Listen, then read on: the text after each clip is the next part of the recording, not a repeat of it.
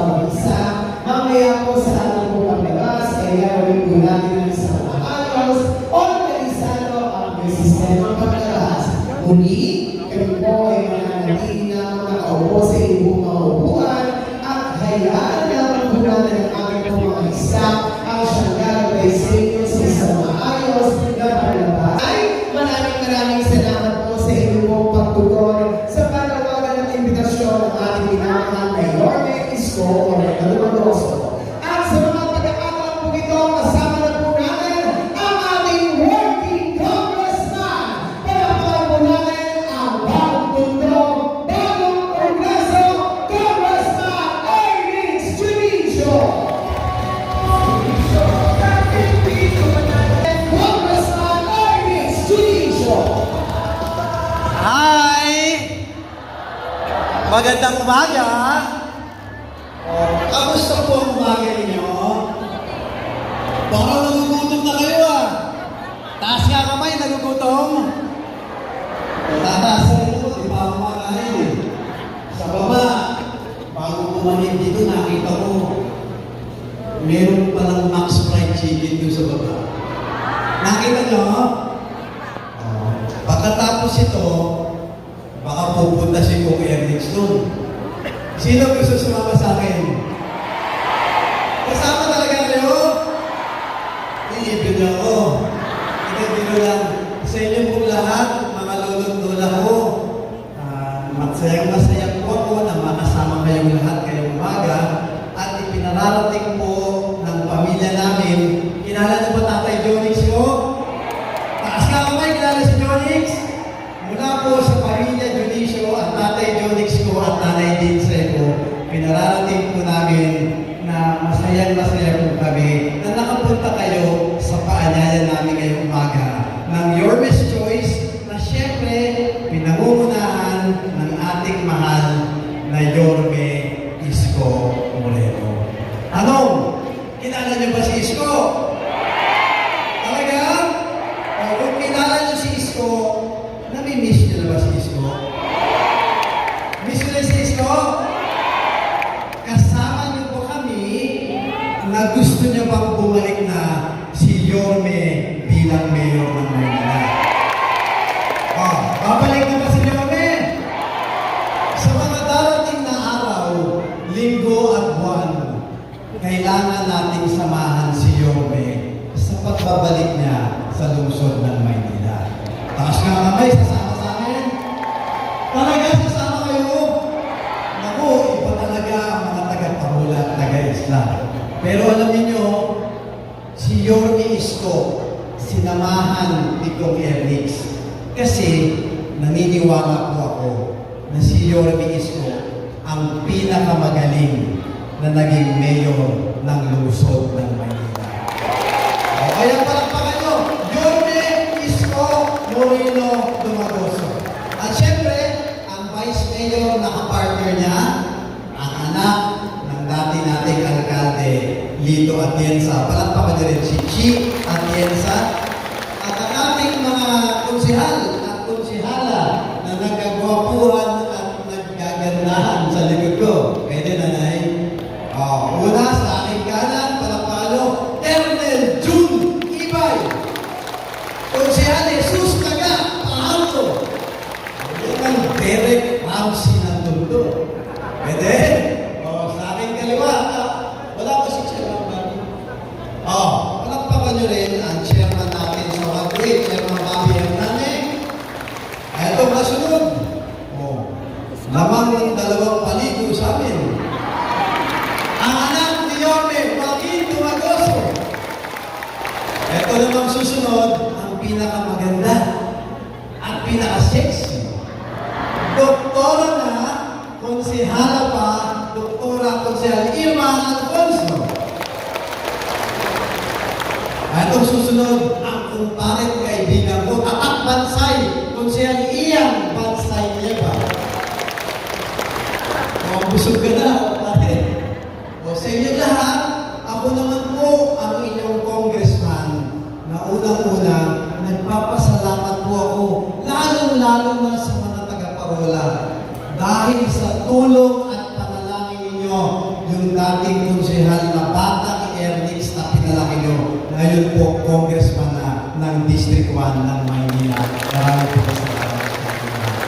Gusto ko lang banggitin sa inyo na mabilis yung mga proyekto na dapat yung malaman na papakinabangan ninyong mga taga-Tondo at mga taga-Parola. Una, sa Tondo, hindi ba pag nagpapacheck up kayo sa ospital, lagi tayong hinihingan, kailangan kayo magpakuha ng dugo, magpa-x-ray, ECG, ultrasound, yung bang pang-laboratory ninyo, hindi ba kailangan natin yan? At ano, yung pang-laboratory ba, libre o may bayad? May bayad? Mahal o mura? Hindi naman. Mapapamura na lang sa mahal. Sa tingin nyo, makatutulog mo ba kung meron tayong libreng laboratory center dito mismo sa Tondo? Makakatulong? Oh, I'm happy to report, mga batang Tondo, yung tanggapan ng mga dating congressman, yung sa palengke ng Bridil, yun, tawag nila dati, bumagal. Tawag nila, tahan ng masa. Ako bilang congressman po ninyo, mga nanay-tatay, hindi ko na po ginamit ang pangsarili. Pinatayuan po natin ang apat na palatang, bagong gusali, ang tawag natin, bagong Tondo, Health and Wellness Center. Libreng laboratory sa lahat ng taga-Tondo at lahat ng taga-Parola. Doon po kayo pupunta, hindi na kayo mamproblema ng pag-laboratory nyo. Pwede? Gusto ko rin panggitin sa inyo. Yung sa Santo Niño ni Tondo Church, alam nyo ba yung dating complex? Yung complex. Alam nyo ba, kung panahon ng kampanya, binibiro ko mga taga-Tondo, nakapag-swimming na ba kayo sa complex? Di ba? Subukan nyo, magkakabuhol kayo. Sa swimming pool, walang tubig. Pag kayo po, bukil ka. Hindi, tulad ng pinangako ko ng panahon ng kampanya, tinipag ko yung luma. Bulok na eh. Pinatayuan natin ang bagong Tondo Sports Complex. Ngayon, ilang pang bubuksan na, magagamit yung lahat, meron tayo bagong swimming pool. Pwede? May bagong gym. Sa mga gusto magpa-sexy, indoor basketball court, locker room, shower room, senior citizen center, youth center, at sa tukok, multi-purpose hall, birthday, binyagan, kasalan, at tulad nito, fully air condition, magagamit ninyo ng libre, at pag inibitan nyo, kung promise, may regalo pa kayo sa akin. Pwede? Dapo tayo sa kabila. Dun sa Pitas, alam niyo ba yung Pitas kung nasaan? Alam niyo yung aquatic? Yung aquatic. Katabi nun, may skate park. Bakanting lupa. Wala namang gumagamit ng skate park. Kaya po, bilang congressman nyo, naisip ko, sa Tondo ba, sa atin, meron tayong libreng elementaryo. Tama mali. Di ba meron tayo Rosario Calmario Elementary School? Pinagawa pa kanina yung yun eh. Bago, di ba? Marami na tayong elementaryo dito sa Tondo. Pag natapos ang bata sa elementaryo, nanay, mag-high school na yung bata. May high school pa tayo dito sa Tondo? Meron? May Tondo High. May Taes, sa Palog. May Nolasco. Malapit sa akin sa Batusay. Pero pag graduate ang bata ng high school, sa loob ng Tondo, tanong, meron ba tayong libreng kolehiyo? Wala pa? Ano na na sa UDM, meron. Sa City Hall, meron BLM sa Intramuros. Pero sa loob ng Tondo, meron ba tayong libreng kolehiyo? Sa tingin nyo, maganda ba kung libreng kolehiyo tayo sa Tondo? Pwede? I'm happy to report. Tinatayo na po ang 10 palapag effort at proyekto ng taong bayan na pinamumunuan nito kay Ernix. Tinatayo po natin sa skate park at tabi ng aquatic ang bagong Tondo, bagong